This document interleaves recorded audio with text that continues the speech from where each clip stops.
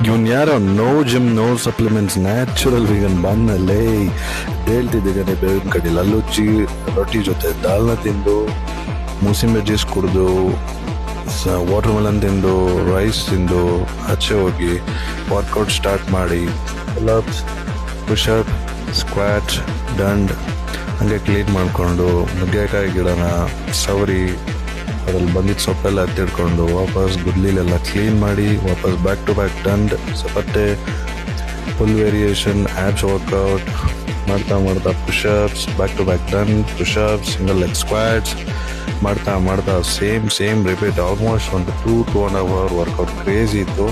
ಗ್ಯಾಪಲ್ಲಿ ಒಂದು black coffee ಹಾಕ್ಕೊಂಡು ಆಗ್ತಿದ್ದಂಗೆ another round of workout start ಮಾಡಿ reverse pull for biceps push ups single leg squats diamond push-ups.